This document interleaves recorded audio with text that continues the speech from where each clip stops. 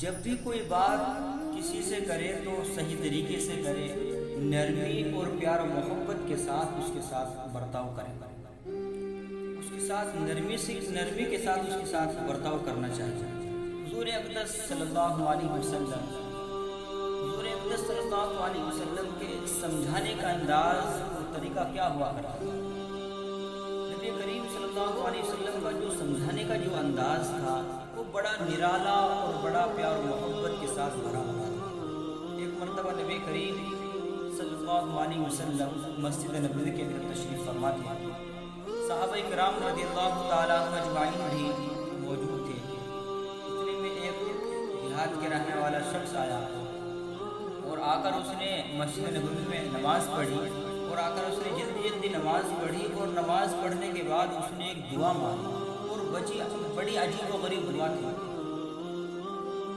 کیا تھی وہ دعا؟ یہ تھی اللہم رحمنی و محمدا ولا ترحم معنا احدا۔ فرمایا کہ جب نبی کریم صلی اللہ علیہ وسلم نے اس کی اس دعا کو سنا، اور دعا سننے کے بعد یہ فرمایا کہ بھائی تم نے اللہ کی رحمت کو بہت تنگ کر دیا،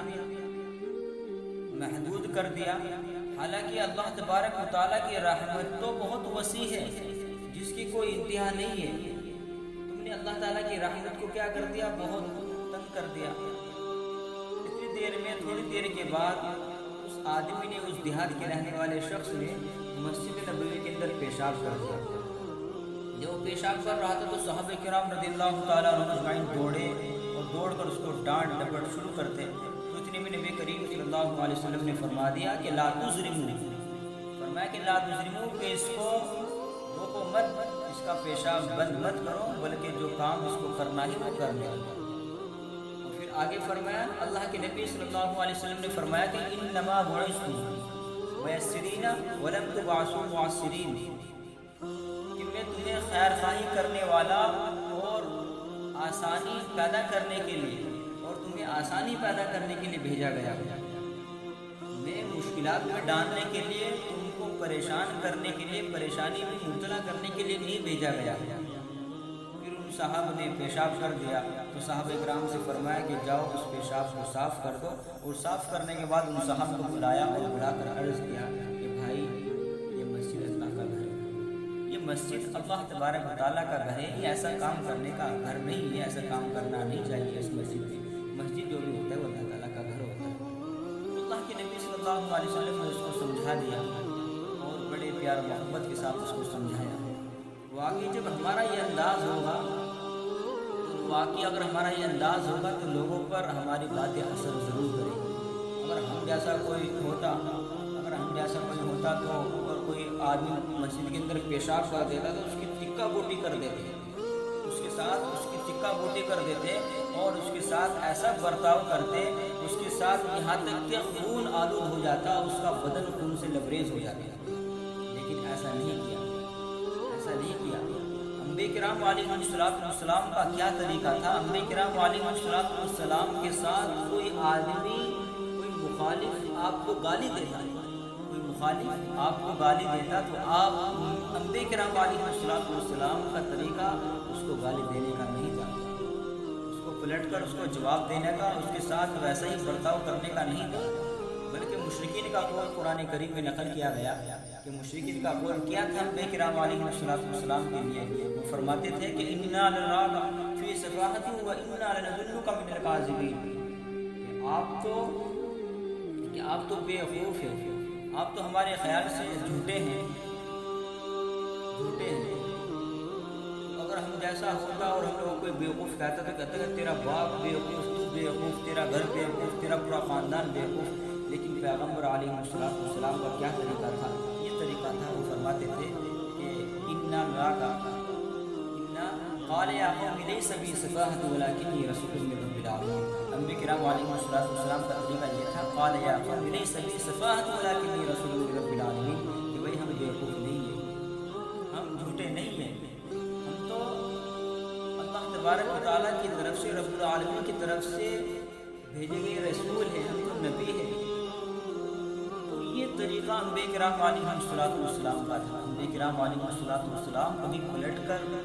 गाली के साथ गाली का बर्ताव नहीं किया करते थे, उनके साथ नरमी के साथ बर्ताव किया करते थे।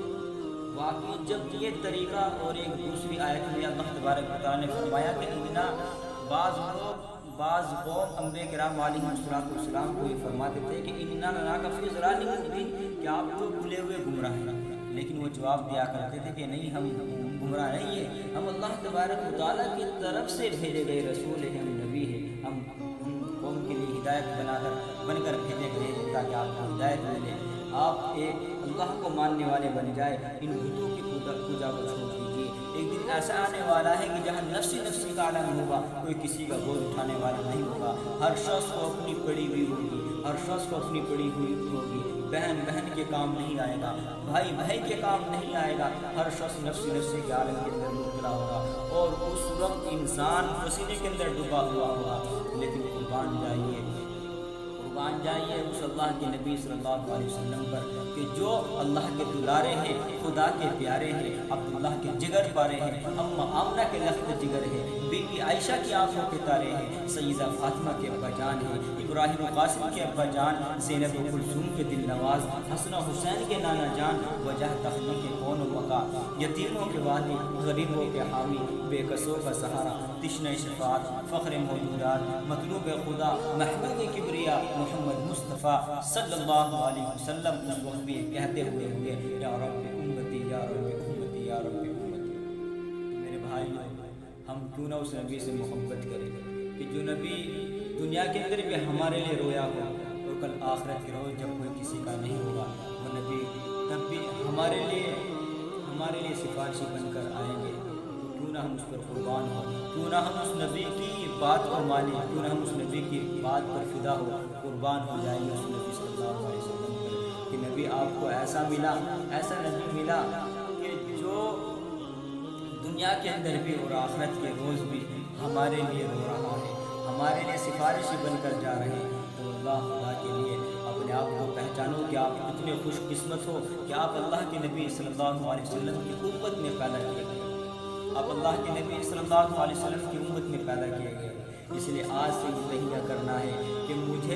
मुझे लोगों की परवाह नहीं करनी है, मुझे मुआशरे और सोसाइटी की परवाह नहीं करनी है, बल्कि मुझे ये देखना है कि मेरे नबी सल्लल्लाहु अलैहि वसल्लम का क्या तरीका था, मेरे अल्लाह ताला ने मेरे बारे में क्या फरमाया, मुझे अल्लाह के नबी सल्लल्लाहु अलैहि वसल्लम के अहकाम को, उनकी ज़िंदगी को फॉलो करना है, उनकी लाइफ उनकी ज़िंदगी को फॉलो करना है। मुझे अगर कुछ सीखना है, ज़िंदगी के उसूल सीखने हैं, अगर मुझे तर्बियत सीखने हैं, अगर मुझे बड़ा बनना है, तो ये देखना है कि मेरे नबी सल्लल्लाहु अलैहि वसल्लम का क्या तरीका था, मेरे कुरान ने मुझे क्या कहा है। मुझे इन हीरो को देखकर अपने आप को बदलना नहीं है, बल्कि बदलना है तो आप कुरान करीम को देखकर बदलिए। अपने आप को, अपनी ज़िंदगी को बदलना है तो अपने प्यारे हबीब मोहम्मद मुस्तफ़ा सल्लल्लाहु अलैहि वसल्लम की ज़िंदगी को देखकर बदलिए। मुसलमान कौन होता है मेरे भाई? मुसलमान कौन होता है? मुसलमान वो नहीं जिसको हालात बदल दे, बल्कि मुसलमान वही जो खुद हालात को बदले। किरदार से बनाइए नायार ज़िंदगी, माहौल से हयात का सौदा न कीजिए। इसलिए अपनी ज़िंदगी के अंदर इख्तिलाफ पैदा करना है और अपने प्यारे हबीब मोहम्मद मुस्तफ़ा सल्लल्लाहु अलैहि वसल्लम के तरीके को अपनाना है कि हमारे प्यारे हबीब मोहम्मद मुस्तफ़ा सल्लल्लाहु अलैहि वसल्लम का क्या तरीका था, क्या अंदाज़ था, कि किस तरीके से लोगों को अपनी तरफ माइल किया करते थे। वो अंदाज़ हमें सीखना है, और वो अंदाज़ कहाँ सीखा जाएगा? वो अंदाज़ अगर हम कुरान को पढ़ेंगे, नबी करीम सल्लल्लाहु अलैहि वसल्लम की सीरत को पढ़ेंगे, तो इंशाअल्लाह हमारी ज़िंदगी बदलेगी, हमारा घर बदलेगा, हमारा मुआशरा और सोसाइटी बदलेगी। तो इसलिए जब भी कोई बात कहनी हो, आज हमारी बातें जो है, हम एक दूसरे को बात कहते हैं, तो आजकल हमारी जो बातें हैं वो बेअसर क्यों हो रही है, बेबुनियाद क्यों हो रही है?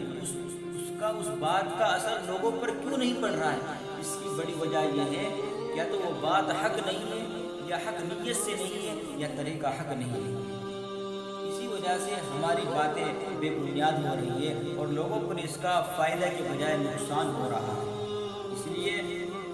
अल्लाह के लिए अपनी नफ्सियात को, अपनी नफ्सानियत को ख़त्म करके, फना करके, अल्लाह के लिए जब कोई इंसान बात करता है तो लोगों को मालूम होता है कि इसकी کوئی اپنا مفاد نہیں ہے، اس کا کوئی اپنا ذاتی مفاد نہیں ہے، اس کا کوئی فائدہ نہیں ہے، لیکن یہ جو بات کہہ رہا ہے یہ صرف اور صرف اللہ تبارک و تعالیٰ کو راضی کرنے کے لیے اور اللہ کو راضی کرنے کے لیے، اس کو خوشنودی کے لیے، اس کو اللہ کو راضی کرنے کے لیے، اس سے پیار کرنے کے لیے بات ہمیں کہہ رہا ہے۔ کسی کی دل شکنی نہ ہو، کسی کو ذلیل نہ کرے، کسی کو حقیر نہ سمجھے، کسی کو تحقیر نہ کرے۔ جب یہ چیز ہمارے دل کے اندر ہوگی اور یہ 3 چیزیں ہمارے خاص طور سے ہمارے دل کے اندر ہوگی تو انشاءاللہ ہماری باتوں کا اثر لوگوں پر ضرور پڑے گا۔ وہ 3 باتیں یہ ہیں کہ پہلی بات یہ کہ وہ بات حق ہونی چاہیے،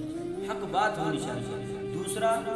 حق نیت ہونی چاہیے، تیسرا کہ طریقہ حق ہونا چاہیے۔ جب یہ تینوں باتیں لے کر آپ چلیں گے تو انشاءاللہ لوگوں پر اس کا اثر ضرور ہوگا۔ اس لیے یہ ضرور سمجھنا ہے کہ جو حق بات ہوتی ہے تو حق بات کہنے کے بھی طریقے ہوتے ہیں، یعنی کہ حق بات کسی نے اٹھا کر پھینک دی، پتھر کی طرح پھینک دیا، کسی پر پھینک دیا، نہیں، بلکہ حق بات کہنے کا بھی طریقہ ہوتا ہے کہ حق بات کس انداز سے، کس وقت، کس طریقے سے اور کس موقع پر، کس محل پر کہاں بات کہنی ہے، کس طریقے سے کہنی ہے، کس انداز سے کہنی ہے، تو حق بات کے اصول بھی ہوتے ہیں۔ حضرت مولانا الیاس صاحب نور اللہ مرقدہ کا نام تو آپ نے سنا ہوگا، جو بانی دعوت تبلیغ ہے، کہ جن کے ذریعے اللہ تبارک و تعالیٰ نے یہ اتنا بڑا دعوت تبلیغ کا کام لیا جو آج پوری دنیا کے اندر پھیلا ہوا ہے۔ اللہ تعالیٰ ان کو جنت الفردوس میں اعلیٰ سے اعلیٰ مقام نصیب فرمائے کہ کتنے لوگ لگے ہوئے ہیں، دین کا کام پہنچا رہے ہیں، دوسرے کو دعوت دے رہے ہیں، تو ان کو کتنا ثواب مل رہا ہے۔ تو اللہ تعالیٰ نے اتنا بڑا کام کس سے لیا بھائی؟ حضرت مولانا الیاس صاحب رضی اللہ مرقدہ سے۔ یہ دعوت تبلیغ کا جو پوری دنیا کے اندر جو کام ہو رہا ہے تو ان کا قصہ ہے۔ فرماتے ہیں کہ ایک مرتبہ ان صاحب حضرت مولانا الیاس صاحب رضی اللہ مرقدہ کے پاس ایک شخص آیا کرتے تھے، ان جو صاحب آیا ان کے پاس آیا کرتے تھے، ان کی داڑھی نہیں تھی بلکہ وہ اس طرح لگوایا کرتے تھے۔ تو کچھ دنوں کے بعد حضرت مولانا الیاس صاحب رضی اللہ مرقدہ نے سمجھ لیا کہ بھائی اب تو یہ مجھ سے مانوس ہو چکا ہے، مجھ سے محبت کرتا ہے، میری کوئی ہو سکتا ہے میرا کوئی بات اس کو دل شکوی نہ ہو، اس کے دل پر نہ لگے۔ تو ایک مرتبہ حضرت مولانا الیاس صاحب نور اللہ مرقدہ نے فرما دیا کہ بھائی اس صورت کو زندہ کر لو، اس پر عمل کر لو، اس پر عمل کر لو، اس کو بڑھا لو۔ 2-4 دن کے بعد وہ صاحب دیکھا کہ وہ آرام میں بند کر دیا، وہ صاحب نہیں آ رہے۔ تو حضرت مولانا الیاس صاحب رضی اللہ مرقدہ نے سمجھ لیا کہ بھائی ایسا ہوتا ہے کہ میں نے کچے توے پر کیا ہوا بھائی، میں نے کچے توے پر روٹی ڈال دی، کہ ابھی توا پکا بھی نہیں تھا کہ میں نے کچے توے پر روٹی ڈال دی، کہ ابھی توا گرم نہیں ہوا تھا اور میں نے پہلے روٹی ڈال دی۔ اب اس کا مزاج ہی نہیں بنا تھا، وہ مجھ سے اچھی طرح مانوس بھی نہیں ہوا تھا، مجھے یہ طریقہ اختیار نہیں کرنا چاہیے تھا۔ حالانکہ اگر ایک طریقے سے اینگل سے دیکھا جائے تو بات ہی معلوم ہوتی ہے کہ بھائی ہم تو حق بات کہہ رہے تھے نا، ہم حق بات کہہ رہے تھے۔ اگر ہم جیسا ہوتا کہ بھائی کوئی بات نہیں، بھائی ہو گیا تو ہو گیا، ہم تو حق بات کہہ رہے تھے۔ لیکن حضور اقدس صلی اللہ علیہ وسلم کی حدیث ہے کہ بھائی اگر کوئی برائی کر رہا ہے تو اگر ہاتھ سے روکنے کی طاقت نہ ہو تو کیا کرے بھائی؟ زبان سے روک دے، زبان سے روک دے، یہی طریقہ ہے نا۔ لیکن بات یہ ہے کہ حق بات کس طریقے سے، کس انداز سے، کس لہجے سے، کس موقع پر کہنی چاہیے، یہ سب حکمت کی باتیں ہوتی ہیں، یہ سب حکمت کی باتیں ہوتی ہیں۔ اس لیے ہمیشہ یاد رکھنی چاہیے اگر ہماری بات حق طریقے سے، حق نیت سے اور حق کے ساتھ کوئی بات کہی جائے گی تو انشاءاللہ اس کا اثر ضرور ہوگا،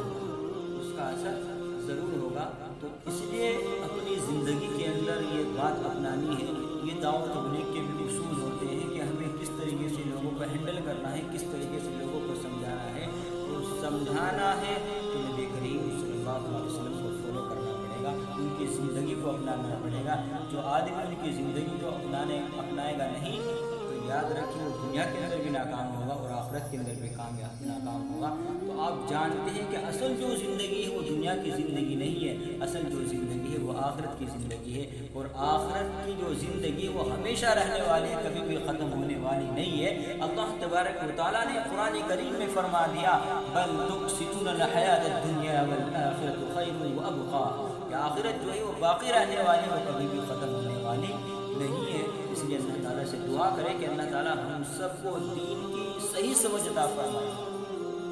دین کی صحیح سمجھ عطا فرمائے، اور جب بھی کوئی دین کی بات کرے تو حق طریقے سے، حق نیت سے اور حق بات کہنے کی توفیق نصیب فرمائے۔ اس لیے زندگی کے 3 اصول ہیں، دعوت تبلیغ کے اصول ہیں، اور آپ کو زندگی گزارنی ہے تو زندگی گزارنے کے لیے کیا ہے کہ کچھ باتیں کو اگنور کرنا پڑتا ہے، کچھ باتوں کو برداشت کرنا پڑتا ہے، اور اگر لوگ ہمارے ساتھ برائی کر رہے ہیں تو ہمیں چاہیے کہ ہم اس کے ساتھ اچھا برتاؤ کریں، لیکن اگر ہم بھی جیسے اس کے ساتھ برتاؤ کریں گے تو پھر اس میں ہم میں کیا فرق ہوگا۔ اس لیے اللہ تعالیٰ ہم سب